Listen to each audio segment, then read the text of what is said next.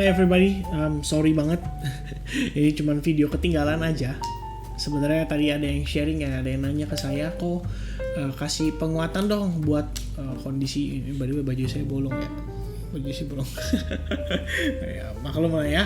Jadi kok tolong dong kasih penguatan buat kita ya. Dalam artian ini market crypto udah turun parah, spot kita udah floating parah. Jadi baiknya gimana nih kok?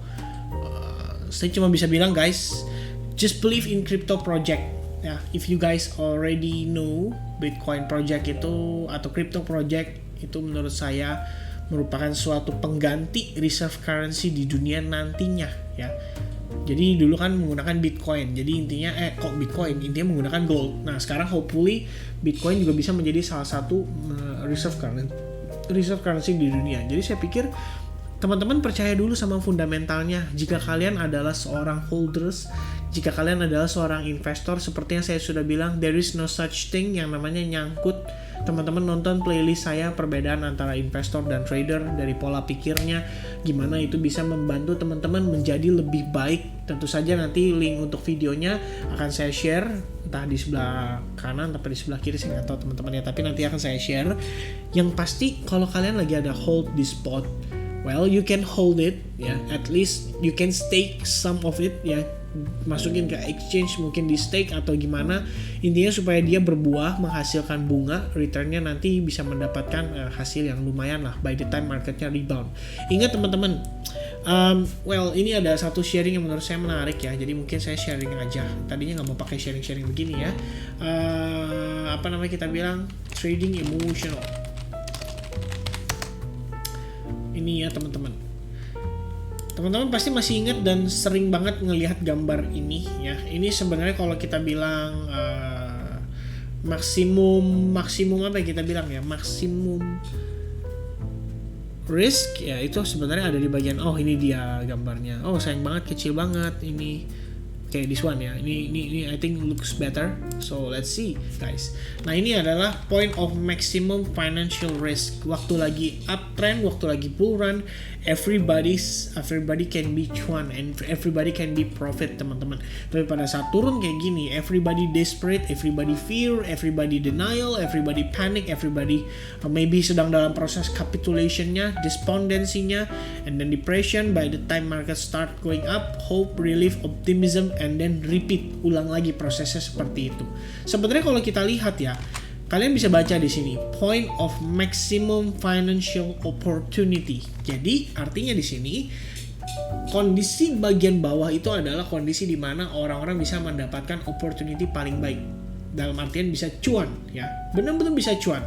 Investor itu cenderung menunggu hingga dia dapat harga diskon, dan saya rasa $30,000 maybe $29,000 or maybe $28,000 akan memancing orang-orang terutama whales untuk start buyback again. Cuma permasalahannya adalah dari whales ini buyback apakah cukup untuk di follow up oleh publik, dalam artian publik ikutan juga untuk berpartisipasi di market. Karena teman-teman kita harus tahu yang namanya money flow ya. Kalau sekarang kita lihat, tentu saja yang namanya money flow itu lagi lari ke US dollar ya. Kalau kalian bisa perhatikan teman-teman di sini posisinya Bitcoin di angka $592 miliar Amerika Serikat untuk market cap-nya. Bitcoin mau naik 1% aja berarti kita butuh sekitar 5,9 miliar dolar teman-teman. Miliar dolar loh, billion dollar. Dukuan aja cicil belinya 1,5.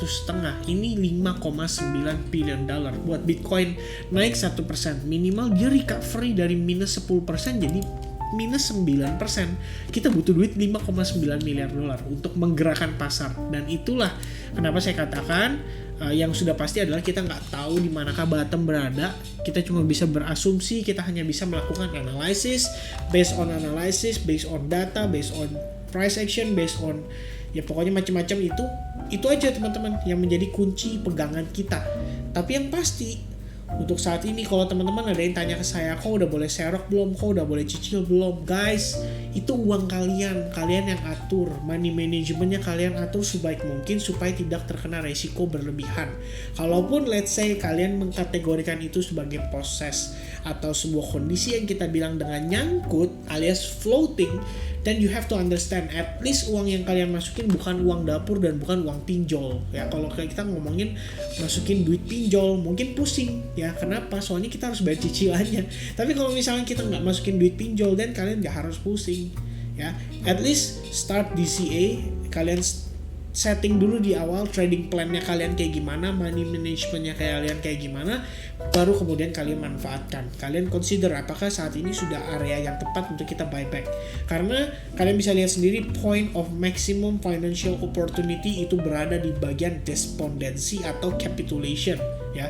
Kalau point of maximum financial risk, kalian lihat saat orang-orang itu ngapain aja bisa cuan. Kalau sekarang saya cukup yakin orang ngapain aja bakal nyangkut, kecuali kalau teman-teman trading di leverage atau trading di ETF spot ya, mungkin bisa ngambil bear. Atau kalau saya personally ya, saya ada short Bitcoin dari harga $36.000 dan still sampai sekarang masih hold, lumayan lah kita bilangnya teman-teman. Itu bisa dimanfaatin.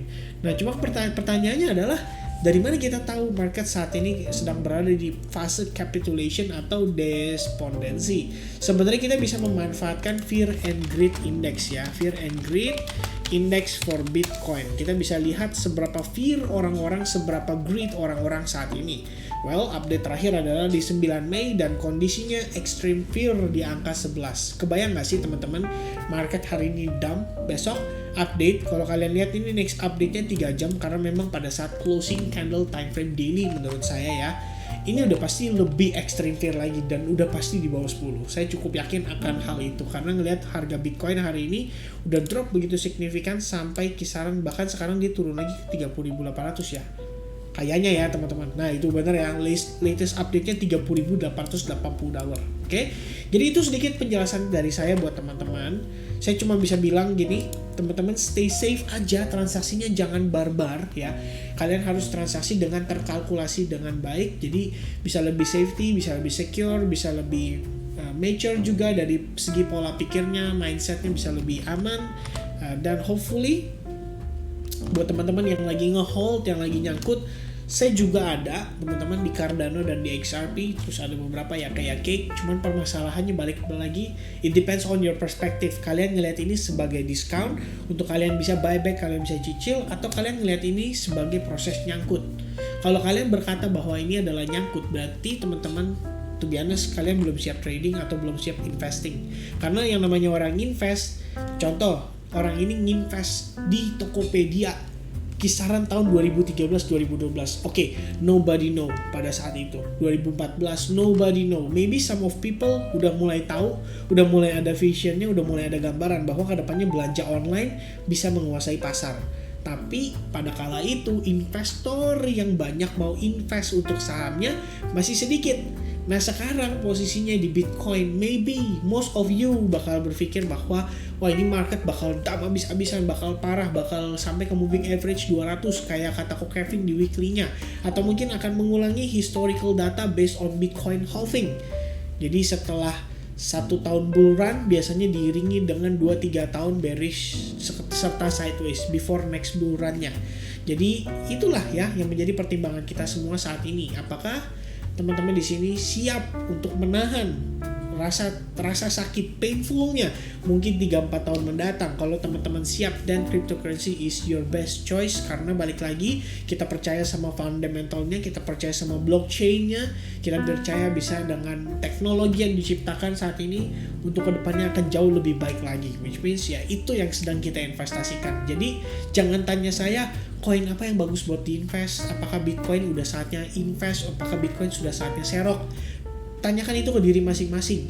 Kenapa project ini, kenapa koin ini, kenapa cryptocurrency bisa survive 3-5 tahun mendatang? Kalau kalian sudah temukan jawabannya, kalian akan paham apakah kalian investing atau kalian beli dan salah posisi terus nyangkut.